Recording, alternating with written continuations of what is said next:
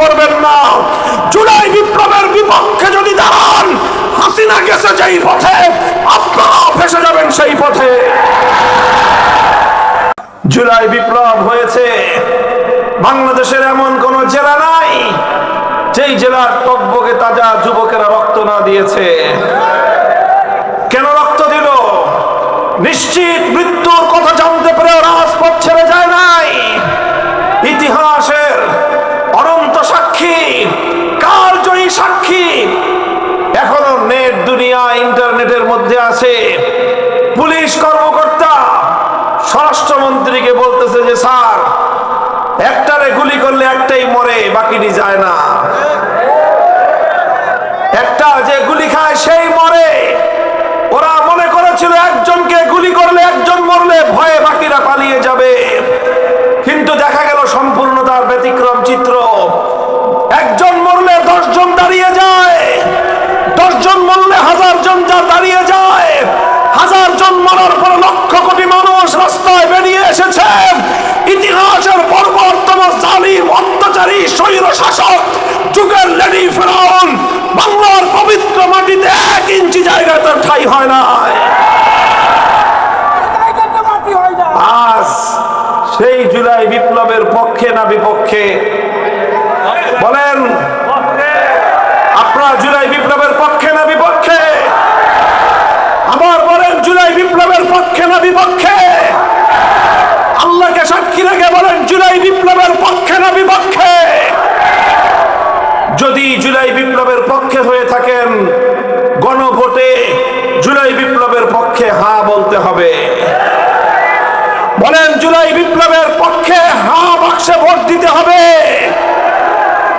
আমি বাংলাদেশকে যারা ভালোবাসেন, বাংলাদেশকে যারা ভালোবাসেন, যারা বিসমিল্লাহকে ভালোবাসেন, যারা শহীদ প্রেসিডেন্ট জিয়াউর রহমানের আল্লাহর উপর অবিচল আস্থা এবং বিশ্বাসকে যারা এখনো মনে প্রাণে ধারণ করেন, খবরদার জুলাই বিপ্লবের বিপক্ষে দাঁড়াবার চেষ্টা করবেন না।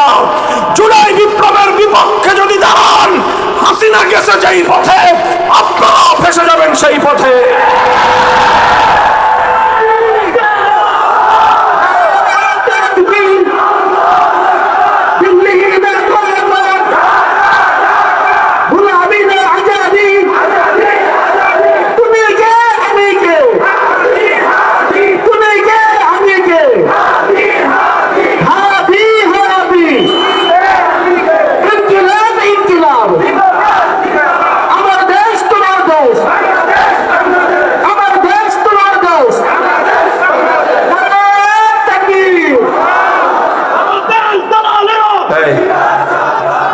ভাই দেখেন, এটা শুধুমাত্র উত্তেজনার কথা নয়, এটা শুধু আবেগের কথা নয়।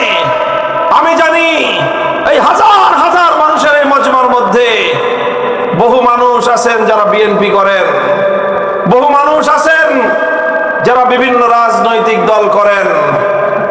আপনারা যদি বাংলাদেশকে ভালোবেসে থাকেন, আপনারা যদি জুলাই বিপ্লবকে ভালোবেসে থাকেন, আপনারা যদি জুলাই বিপ্লবের শহীদদের রক্তের সঙ্গে গাদ্দারি না করতে চান, প্রতীকের নির্বাচনের বিষয়ে আমি এত কিছু বলবো না, ওটা নিয়ে আমার এত কথা নাই।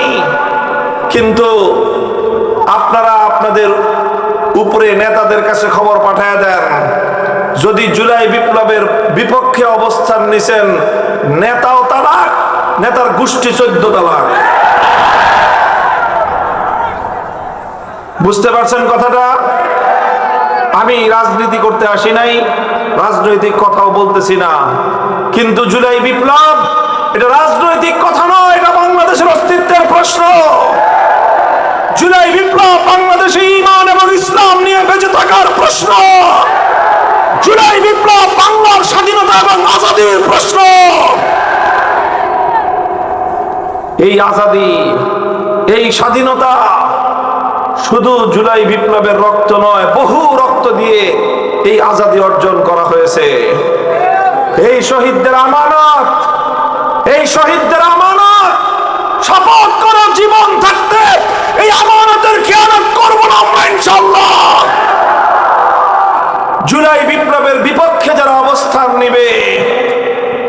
বাংলাদেশে আমরা রাজনীতিও করতে দেব না ইনশাআল্লাহ। জুলাই বিপ্লবের পক্ষে থেকে এরপরে দলের রাজনীতি করবেন, করেন, খবরদার। এটা বাংলাদেশের অস্তিত্বের প্রশ্ন, এটা বাংলাদেশের অস্তিত্বের প্রশ্ন। হে আমার দেশপ্রেমিক ইমানদার তাওহীদি জনতা, তোমরা যদি ভুল করো, তোমরা যদি সজাগ না হও, তোমাদের মধ্যে যদি সচেতনতা না থাকে, তোমাদের নেতারা দেশ এবং তোমাদের কল্লা বিক্রি করে খাবে। এমন কিছু মানুষের আবির্ভাব হয়েছে যারা ইসলামের বিষয়ে বিভিন্ন ধরনের মন গড়া মতবাদ আবিষ্কার করে। কোনো আকীদা, বিশ্বাস, কোনো আমল, কোনো চিন্তা অথবা কোনো কাজকর্ম, কোনো কথাবার্তা, তারা নিজেরা নিজেদের মন গড়া কথা ইসলামের নামে চালিয়ে দেয়। এটাকেই বলা হয় বাতিল মতবাদ।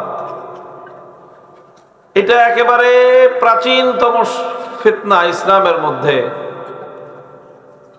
যে এরকম কিছু বাতিল মতবাদ, বাতিল কিছু বক্তব্য ইসলামের নামে জনসমাজে প্রচার করা হয়, যেটার দ্বারা মানুষ বিভ্রান্ত হয়, পথভ্রষ্ট হয়। তো যখনই এই জাতীয় কোনো বাতিল মতবাদের প্রচার ঘটে, তখন যুগের যেই সমস্ত হাক্কানি উলামায়ে কেরাম থাকেন, তখন তারা নীরব থাকতে পারেন না, বরং তাদের দায়িত্ব আর জিম্মাদারি হয়ে যায় সেই বাতিল মতবাদকে খণ্ডন করা। প্রশ্ন করবেন, আলেমদেরকে এই দায়িত্বটা দিল কে? প্রশ্নের জবাব হলো, আলেমদেরকে এই দায়িত্ব দিয়েছেন দুনিয়ার কোনো সরকার নয়, দুনিয়ার কোনো কর্তৃপক্ষ নয়, দুনিয়ার কোনো কমিটি নয়। আলেমদেরকে এই দায়িত্ব দিয়েছেন স্বয়ং আল্লাহ এবং তার রাসূল।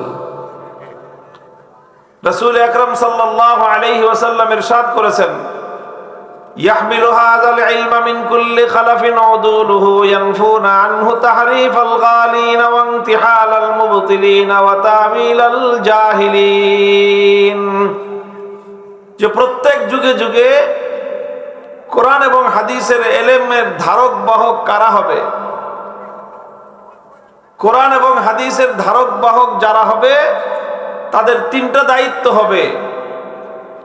এক নম্বর দায়িত্ব হলো ইয়ানফুন আনহু তাহরিফাল গালিন, যারা নিজেদের মন গড়া নানা কথা ইসলামের নামে মানুষের মধ্যে ছড়ায় দেয়, সেই সকল মন গড়া কথাগুলোকে ইসলাম থেকে প্রতিহত করে দেওয়া, এটা হলো আলেমদের প্রথম দায়িত্ব।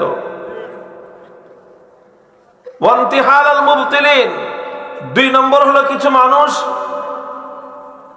কোরআনের কোন আয়াতের দ্বারা, নবীর কিছু হাদিসের দ্বারা কিছু ভুল মতবাদ তারা প্রচার করতে চায়।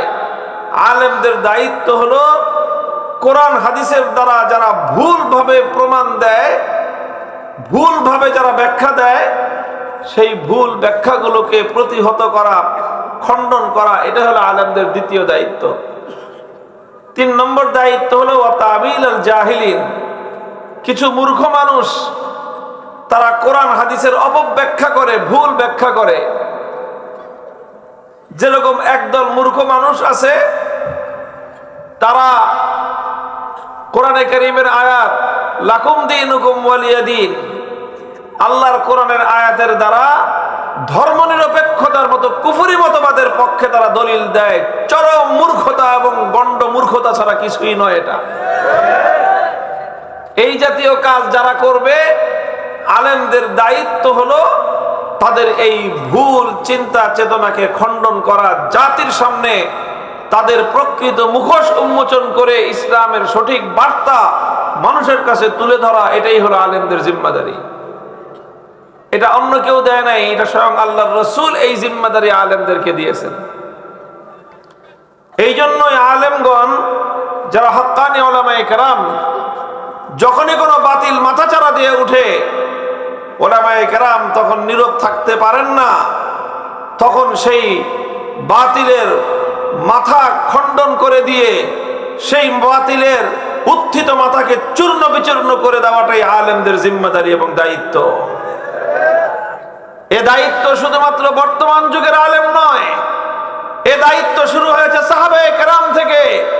প্রত্যেক যুগে যুগে যারা হাক্কানি উলামায়ে কেরাম ছিলেন, তাদের যুগে যখন যেই বাতিল মাথাচাড়া দিয়ে উঠেছে, উলামায়ে কেরাম সেই বাতিলকে মোকাবেলা করেছেন। এই বাতিল মোকাবেলা করতে গিয়ে কখনো ইমাম আজম আবু হানিফার মতো যুগের শ্রেষ্ঠ আলেম এবং ইমাম মুহাদ্দিস, ইমাম মুজাদ্দিদ এবং ইমাম মুজতাহিদকে কারাগারের অন্ধকার প্রকোষ্ঠে নিক্ষিপ্ত হতে হয়েছে।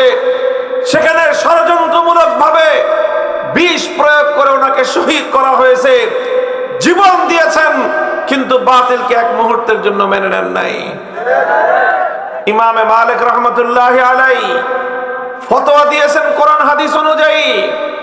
সময়ের অত্যাচারী শাসকের ফতোয়া পছন্দ হয় নাই। ইমাম মালিককে বলছে আমার মতামত অনুযায়ী ফতোয়া দেন। ইমাম মালিক বলেছেন ফতোয়া তো হবে কোরআন হাদিস মোতাবেক, কোন রাজা বাদশার খেয়াল খুশি মোতাবেক উলামায়ে কেরাম কোনদিন ফতোয়া দিবে না। ইমাম মালিককে চরম ভাবে লাঞ্ছিত করেছে, অপমান করেছে। সবচেয়ে বেশি লাঞ্ছিত করার চেষ্টা করা হয়েছে ইমাম মালিককে। দেখেন, আজকের বর্তমান যুগে একজন মানুষকে যদি আপনি লাঞ্ছিত করতে চান, অপমান করতে চান, তার উপায় কি?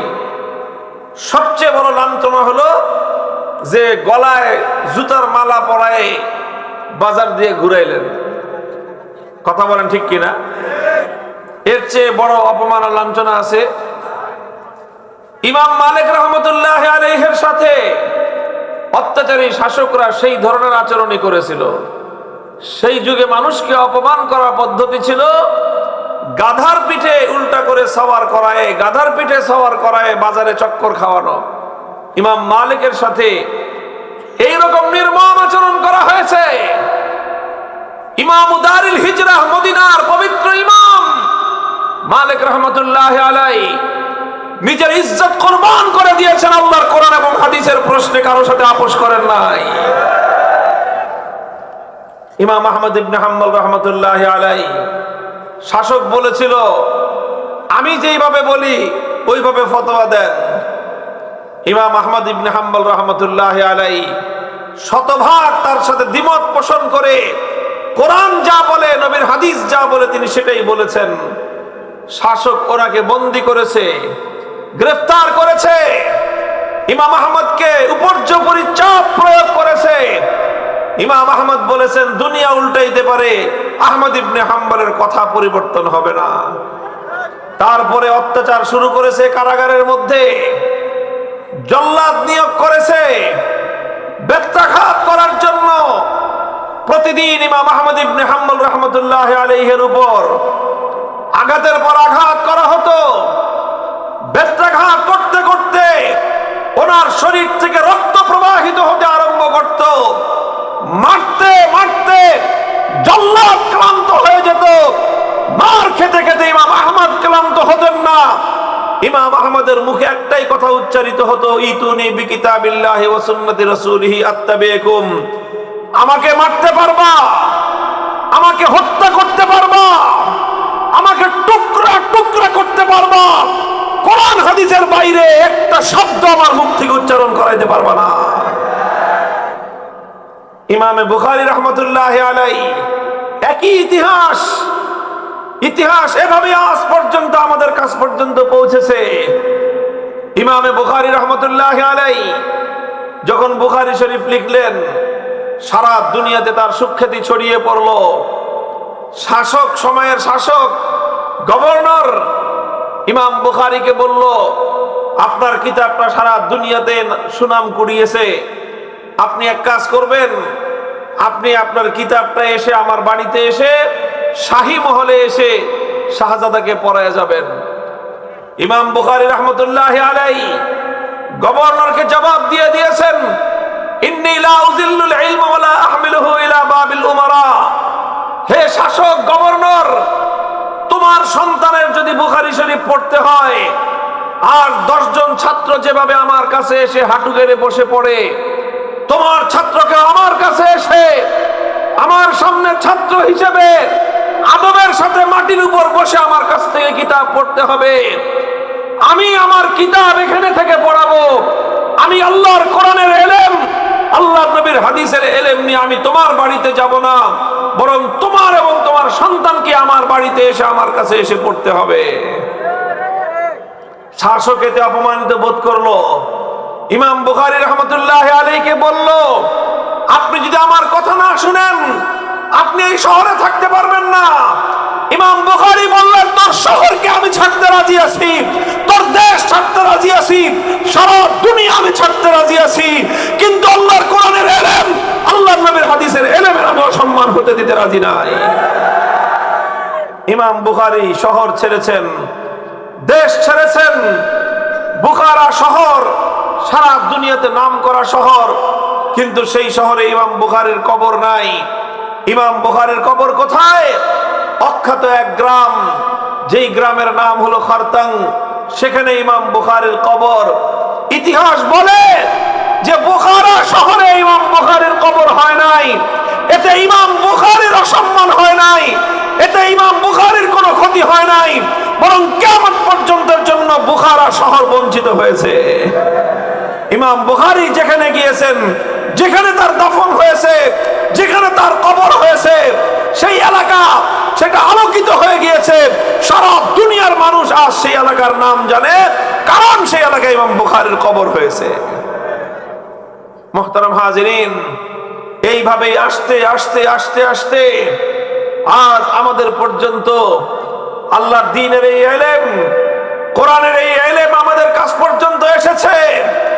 এই যুগেও হক্কানি উলামায়ে কেরাম আল্লাহর দ্বীনের মর্যাদা রক্ষা করার জন্য, কোরআন সুন্নাহর মর্যাদা রক্ষা করার জন্য বাতিলের রক্তচক্ষুকে উপেক্ষা করতে হয়েছে। বাতিল ক্ষিপ্ত হয়েছে, বাতিল ক্ষিপ্ত হয়ে শাইখুল হাদিস আল্লামা আজিজুল হককে কারাগার অন্ধকার প্রকোষ্ঠে নিক্ষেপ করেছেন। তিনি কারাগারে নিক্ষিপ্ত হয়েছেন, বাতিলের সামনে মাথা নত করেন নাই। শাইখুল ইসলাম কায়েদে মিল্লাতে ইসলামিয়া আল্লামা জুনায়েদ বাবুনগরীকে ষড়যন্ত্রমূলক ভাবে ওনাকে হত্যা করা হয়েছে, জীবন দিয়েছেন, বাতিলের সামনে মাথা নত করেন নাই। আমাদের মতো দুর্বল মানুষরা বাতিল যখন বলল ভাস্কর্যের পক্ষে কথা বলতে হবে, আমরা বলেছিলাম জীবন যেতে পারে, আল্লাহর কোরআনের সরাসরি বিপক্ষে ভাস্কর্যের পক্ষে কোনো কথা বাংলার আলেম সমাজ বলবে না।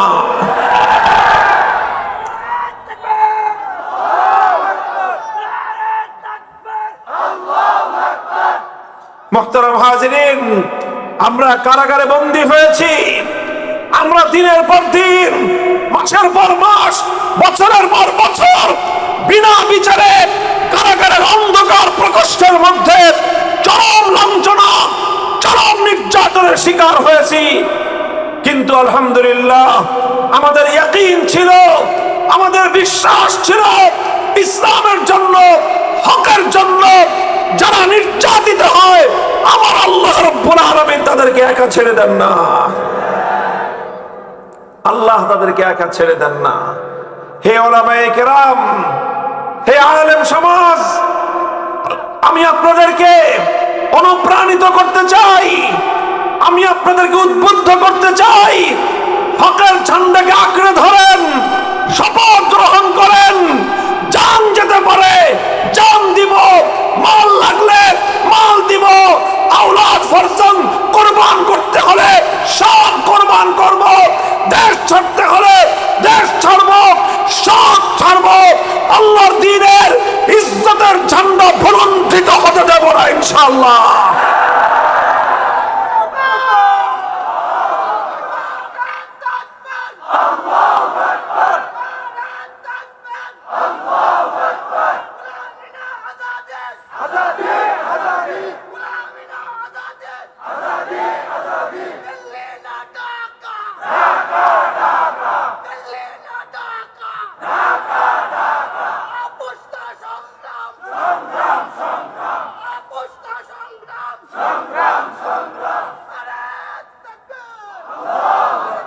হে বাংলার তৌহিদি জনতা, আমি তোমাদেরকে বলে যাই, আজ আমরা বাংলার মাটিতে দাঁড়িয়ে আজাদীর যেই পতাকা উত্তোলন করা হয়েছে, স্বাধীনতার যেই পতাকা উত্তোলন করা হয়েছে, জুলাই যুদ্ধে সহস্রাধিক তাজা প্রাণ বুকের লাল রক্ত দিয়ে আজাদীর যেই ঝান্ডা, যেই নিশান উড্ডীন করেছে, রক্ষা করতে হলে যদি আবার লক্ষ প্রাণের শাহাদাতের রক্ত দিতে হয়, রক্ত দিতে প্রস্তুত থাকতে হবে।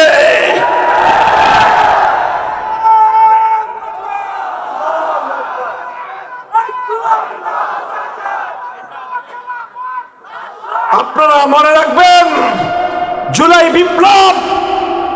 বিপ্লব শুরু হয়েছিল 2013 সালের শাপলা চত্বর থেকে।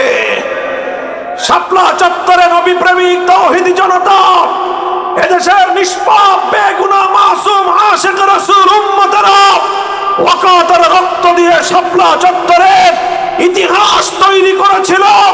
বাংলার নতুন বালাকট তৈরি হয়েছিল 2013 সালের 5 এবং 6 মে। সেখান থেকেই শুরু হয়েছিল আধিপত্যবাদ বিরোধী সংগ্রাম, সেখান থেকেই শুরু হয়েছিল ফ্যাসিবাদের বিরুদ্ধে লড়াই। সেই লড়াইয়ে 2013 সালে রক্ত দিয়েছে আলেম সমাজ, 2021 সালে রক্ত দিয়েছে আলেম সমাজ, 2024 সালে রক্ত দিয়েছে ছাত্র জনতা, রক্ত দিয়েছে কোরআনের বুলবুলিরা, রক্ত দিয়েছে কোরআনের পাখিরা, রক্ত দিয়েছে উলামায়ে কেরাম, রক্ত দিয়েছে দেশের আপামর ছাত্র জনতা। 1,500 তাজা প্রাণের রক্তের বিনিময়ে যেই জুলাই বিপ্লব অর্জিত হয়েছে, সেই জুলাই বিপ্লবের যারা সবচেয়ে বড় বেনিফিশিয়ারি, তারা যদি আজ জুলাই বিপ্লবের বিরুদ্ধে গাদ্দারি করতে চায়, বাংলার মানুষ রুখে দাঁড়াতে হবে।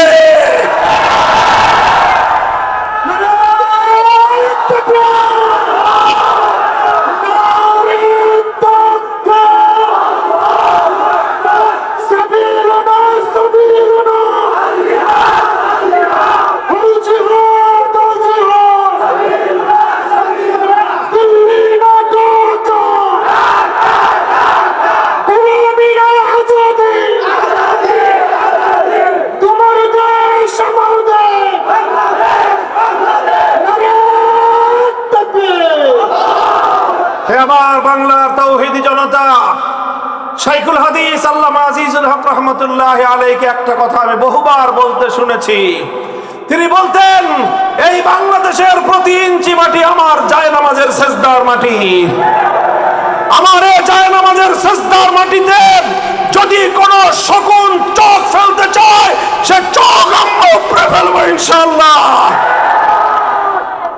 জুলাই বিপ্লব হয়েছে, বাংলাদেশের এমন কোন জেলা নাই যেই জেলার টকবকে তাজা যুবকেরা রক্ত না দিয়েছে। কেন রক্ত দিল? নিশ্চিত মৃত্যুর কথা জানতে পেরে রাজপথ ছেড়ে যায় নাই। ইতিহাসের অনন্ত সাক্ষী, কালজয়ী সাক্ষী এখনো নেট দুনিয়া ইন্টারনেটের মধ্যে আছে। পুলিশ কর্মকর্তা স্বরাষ্ট্রমন্ত্রীকে বলতেছে যে স্যার, একটারে গুলি করলে একটাই মরে, বাকিটি যায় না। একটা যে গুলি খায় সেই মরে। দিবা যে শহীদদের রক্তের সঙ্গে গাদ্দারি আমরা মানব না। কথা পরিষ্কার, কথা পরিষ্কার। আল্লাহ পাক রব্বুল আলামিন আমল করার তৌফিক দান করেন। মুহতারাম হাজির, আমি বলতেছিলাম, যে কোনো অন্যায়, যে কোনো বাতিল যখনই মাথা চারা দিয়ে উঠে, যুগের আলেমদের দায়িত্ব এবং কর্তব্য হয়ে দাঁড়ায় সেই বাতিল মতবাদকে খণ্ডন করা। এ দায়িত্ব আলেমদেরকে কে দিয়েছেন? বলেন, কে দিয়েছেন? আল্লাহ এবং তার রাসূল আলেমদেরকে দায়িত্ব দিয়েছেন। সুতরাং অন্য কোনো দায়িত্ব পালন না করলেও চলে, আল্লাহ এবং তার রাসূলের দেওয়া দায়িত্ব যদি আলেমরা পালন না করে, তাহলে সেই আলেমরা আল্লাহ এবং তার রাসূলকে মুখ দেখাতে পারবে না। এই কারা উঠতেছে? বসান তো, বসান ওনাদেরকে, বসান বসান বসান। বয়ান শেষ নাকি? আরো কিছু কথা আছে। ইমামে বুখারী রাহমাতুল্লাহি আলাইহি এই এক বাতিল মতবাদের খণ্ডন করেছেন। কি বাতিল মতবাদ? সেই যুগে একদল ভণ্ড মানুষের, একদল বাতিল মানুষের আবির্ভাব হয়েছিল, যারা ইসলামের অত্যন্ত গুরুত্বপূর্ণ একটা বিশ্বাস, আল ওয়াজনু হাক্কুন, আল্লাহ পাক রব্বুল আলামিন কিয়ামতের দিন বান্দার আমল পরিমাপ করবেন, ওজন দিবেন। বলেন ওজন হবে কি হবে না? বান্দার আমল, বান্দার কথা, নেকি হোক বদি হোক, এগুলো ওজন হবে কি হবে না? কিন্তু কিছু মানুষ তারা অস্বীকার করে যে না, মানুষের আমল, মানুষের কথা ধরা যায় না, ছোঁয়া যায় না, এটারে আবার মাপবে কিভাবে, এটাকে পরিমাপ করবে কিভাবে, এটা তাদের মাথায় ধরে নাই, এই জন্য তারা অস্বীকার করেছে। যারা ওজনকে অস্বীকারী তারা বাতিল মতবাদের অধিকারী, তারা বাতিল পন্থী। ইমামে বুখারী রাহমাতুল্লাহি আলাইহি সর্বশেষ অধ্যায়ের মধ্যে এই বাতিল পন্থীদের মতবাদকে খণ্ডন করেছেন। কিসের মাধ্যমে? প্রমাণের মাধ্যমে খণ্ডন করেছেন। কি দিয়ে খণ্ডন করেছেন? কি দিয়ে? প্রমাণ দিয়ে। বলেন কি দিয়ে? সবাই বলেন কি দিয়ে? প্রমাণ দিয়ে খণ্ডন করেছেন। প্রশ্ন করতে পারেন কিসের প্রমাণ? ইমাম বুখারী যুক্তির প্রমাণ দেন নাই, ইমাম বুখারী কোন বৈজ্ঞানিক প্রমাণ পেশ করেন নাই, ইমাম বুখারী কোন দার্শনিক প্রমাণ পেশ করেন নাই। কারণ ইসলাম বৈজ্ঞানিক প্রমাণের উপর নির্ভর করে না, ইসলাম দার্শনিক প্রমাণের উপর নির্ভরশীল নয়, ইসলাম যুক্তির প্রমাণের উপর নির্ভরশীল নয়। বরং ইমাম বুখারী রাহমাতুল্লাহি আলাইহি এমন প্রমাণ দিয়েছেন যেই প্রমাণের উপর ইসলাম নির্ভর করে। বলবেন ইসলাম কোন প্রমাণের উপর নির্ভর করে? ইসলাম দুটি প্রমাণের উপর নির্ভর করে। বলেন কয় প্রমাণ? ইসলামের প্রথম নির্ভর করে যেই প্রমাণের উপর, সেই প্রমাণের নাম হলো কিতাবুল্লাহ আল কুরআনুল কারীম। কোরআনের উপর ইসলাম নির্ভর করে। দুই নম্বর যেই জিনিসের উপর ইসলাম নির্ভর করে সেটা হলো সুন্নত রাসূলুল্লাহ, নবীর হাদিস। ইসলাম শুধুমাত্র কোরআন হাদিসের উপর নির্ভর করে। কোরআন হাদিস ছাড়া ইসলাম আর কোনো কিছুর উপর নির্ভরশীল নয়। যুক্তির উপর ইসলাম নির্ভরশীল নয়, ইসলাম বিজ্ঞানের উপর নির্ভরশীল নয়, ইসলাম দর্শনের উপর নির্ভরশীল নয়, ইসলাম পেশি শক্তির উপর নির্ভরশীল নয়, ইসলাম টাকার শক্তির উপর নির্ভরশীল নয়, ইসলাম নির্ভরশীল হলো কোরআন হাদিসের উপর। এই জন্য ইমাম বুখারী রাহমাতুল্লাহি আলাইহি দুইটা প্রমাণ পেশ করেছেন ওজনকে প্রমাণ করার জন্য। প্রথম প্রমাণ, ওয়ানাদাউল মাওয়াজিনাল কিসত লিয়াউমিল কিয়ামাতি ফালা তুজলামু নাফসুন শাইআ ওয়া ইন কানা মিসকালা হাববাতিন মিন খারদালিন আতাইনা বিহা ওয়া কাফা বিনা হাসিবিন। আল্লাহ পাক কোরআনে পাকের মধ্যে বলে দিয়েছেন, কিয়ামতের দিন আমি সারা দুনিয়ার সমস্ত মানুষের প্রত্যেকটি আমলকে মাপার জন্য একটা ন্যায় পরায়ণতার সাথে পরিমাপ যন্ত্র আমি আল্লাহ কিয়ামতের দিন স্থাপন করব। ফালা তুজলামু নাফসুন শাইআ, আল্লাহ যেই পরিমাপ যন্ত্র স্থাপন করবেন সেটা বেইনসাফির পাল্লা হবে না, সেটা হবে ইনসাফের পাল্লা, সেটা হবে ইনসাফের পরিমাপ যন্ত্র। সুতরাং কোন ব্যক্তি যদি একটা সরিষার দানা পরিমাণ আমল করে, চাই সেটা নেকির আমল হোক, চাই সেটা গুনাহের আমল হোক, আল্লাহ বলতেছেন আতাইনা বিহা, আমি সেই সরিষার দানা পরিমাণ ক্ষুদ্রতি ক্ষুদ্র আমলটাকেও পরিমাপের সময়, মাপ দেওয়ার সময়, ওজন দেওয়ার সময় হাজির করে সেটাকেও আমি পরিমাপের আওতায় নিয়ে আসব। আল্লাহর কোরআন বলল ওজন হবে। আল্লাহর কোরআন কি বলল? ওজন হবে। দুই নম্বর প্রমাণ, আল্লাহর নবীর হাদিস। নবীজি বললেন কালিমাতানি হাবিবাতানি ইলার রহমান খফিফাতানি আলাল লিসান। দুইটা কথা এমন আছে যেই দুইটা কথা সীমাহীন দয়ালু আল্লাহর নিকট অনেক প্রিয়। মাটি থেকে ইসলামের চান্দা নিয়ে গোটা বাংলাদেশকে নেতৃত্ব দেবে।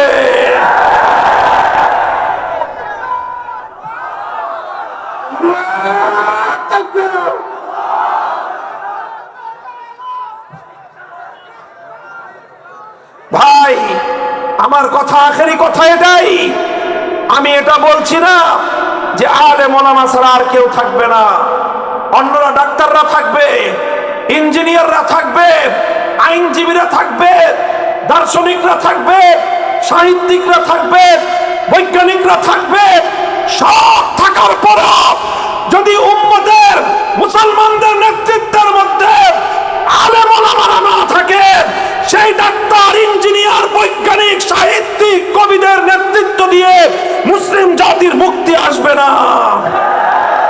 অন্য সবার সাথে যদি আলেম থাকে, কোরআন এবং হাদিসের ইলম সহ যদি ডাক্তার, ইঞ্জিনিয়ার, উকিল, ব্যারিস্টার, বৈজ্ঞানিক, সাহিত্যিক, কবি তারাও থাকবে, আলেমরাও থাকবে, সেই মুসলমানরা মাথা উঁচু করে বিশ্ব দরবারে সম্মানের সঙ্গে দাঁড়িয়ে যেতে পারবে ইনশাআল্লাহ।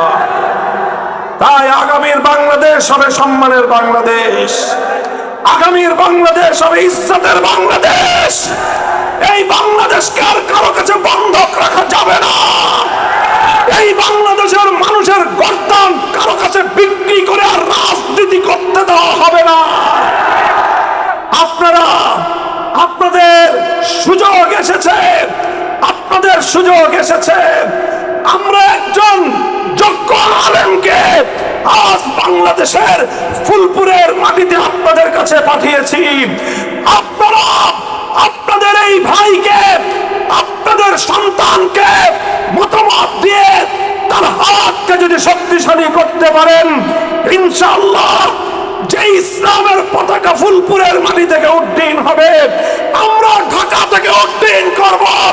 আগামীর বাংলাদেশ হবে ইসলামের বাংলাদেশ, ইসলামের বাংলাদেশ।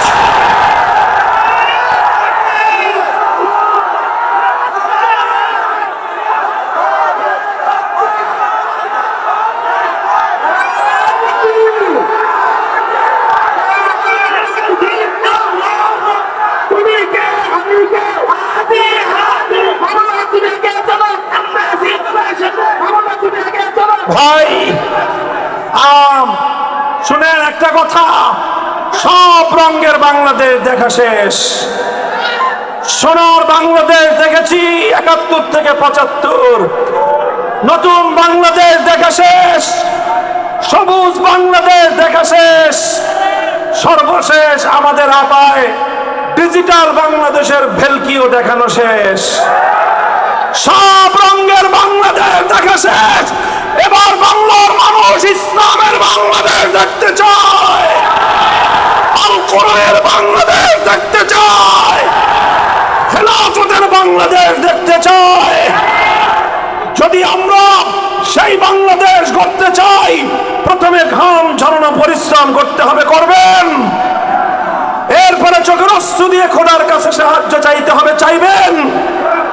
এরপরে যদি আমাদেরকে ইসলামের পথে বাধা প্রদান করা হয়, আর যদি আমাদেরকে আল্লাহর কোরআনের পথে চলতে প্রতিবন্ধকতা তৈরি করা হয়, শাহাদাতের রক্ত দেওয়ার জন্য শহীদি ঈদগাহে মাথায় কাফনের কাপড় পরে কারা কারা হাজির হবো, হাত তুলে শপথ করো।